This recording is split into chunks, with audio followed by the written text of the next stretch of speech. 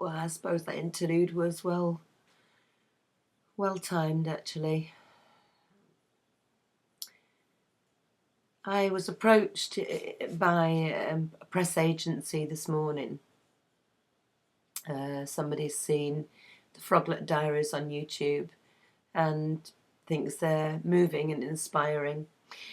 But I'm still in the position where my overriding urge is to protect the Frog Prince from total destruction, because I do still love him. At this time, despite what he's done to me and to us and to himself and to his living partner.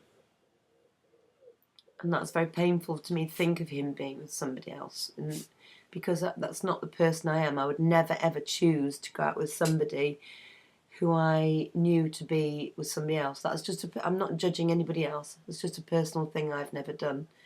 And to find out that was a scenario was extremely painful.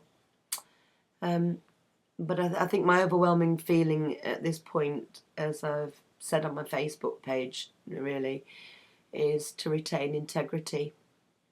Even if the situation is hopeless with somebody like the Frog Prince, and he's not stable or strong enough to be secure with and to love and to trust. And that's a major thing. You couldn't go through your life being afraid of whatever he was doing or saying wasn't the real truth, or he was somewhere doing something awful, that would hurt you dreadfully when you found out eventually. The point of the diaries is documenting the struggle that I feel between how I'm feeling and that longing and the if onlys, and how I would, have given anything really for a different outcome, to being strong and knowing that I cannot afford to believe in him anymore, because he's destroying my self-worth and my self-esteem and my strength and everything I believe to be right in this world. And that energy is just flooring me at the moment.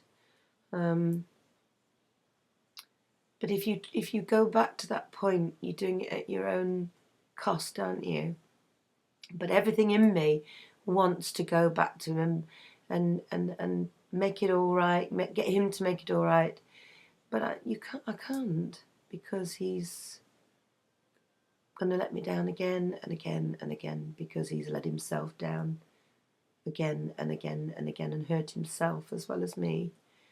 You can't change a person, and we go into these relationships wanting them to be wonderful, but the reality is it is for better or for worse. And if you choose for worse, you have to be sure that worse is something you can live with. And I know that only he could make those changes in himself. And I also know from the experience that I've got with being with him, he can't, or he would have done. He would have made those changes. When it gets tough, he runs. When it gets emotional, he shuts off. And so, there's no way that could change this late in his life. Love is not enough, not without courage and integrity and being able to weather those hard times together. And the sadness I feel at the moment and my recovery has to go on. And so I've decided not to take up the press offer as yet, even though it was a lovely message that I received, saying that that what I was doing was touching and inspiring.